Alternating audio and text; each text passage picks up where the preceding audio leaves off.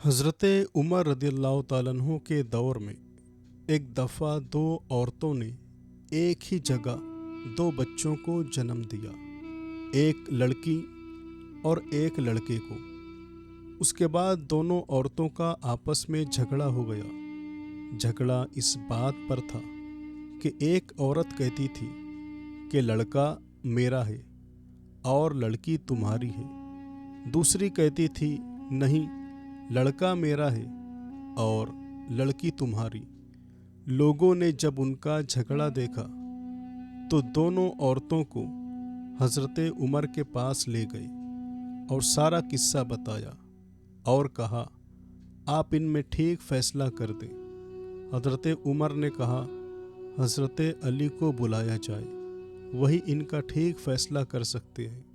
जब हज़रत मौला अली रदियल्लाहु ताला अन्हु आए तो लोगों ने सारा किस्सा मौला अली को बताया तो मौलाए कायनात ने फरमाया, इन दोनों औरतों को एक एक छोटा बर्तन दो और इन्हें कहो पर्दे में जाकर इस बर्तन में अपना अपना दूध लेकर आओ।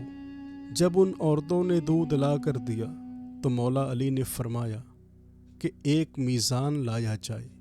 जब मीज़ान लाया गया तो मौला अली ने उस मीज़ान पर दोनों औरतों का दूध रख कर तौला तो एक का वज़न कम था, दूसरे का वज़न ज़्यादा।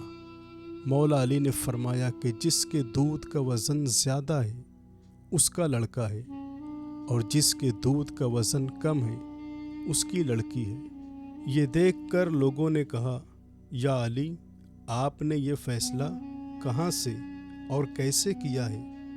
मौला अली ने फरमाया, कुरान से। सब लोग अपने अपने घरों में जाकर कुरान खोल कर देखने लग गए कि कहाँ लिखा है दूध वाला किस्सा।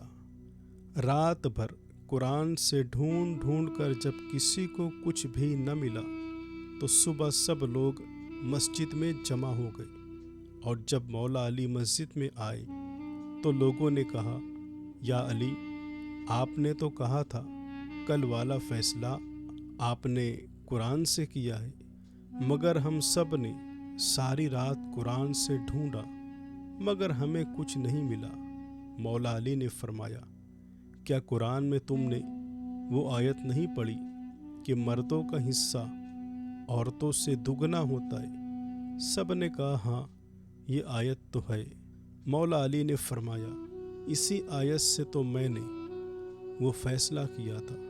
दोस्तों, ये था बाबे मदीनतुल इल्म का इल्म, जिसकी रोशनी में मौलाए कायनात उन तमाम पेचीदा मसलों को हल कर दिया करते थे जिन मसलों को हल करना दूसरों के बस की बात ना हुआ करती थी। दोस्तों, इस तरह की वीडियोस को पाने के लिए हमारे चैनल को ज़रूर सब्सक्राइब करें, वीडियो को भी लाइक करें।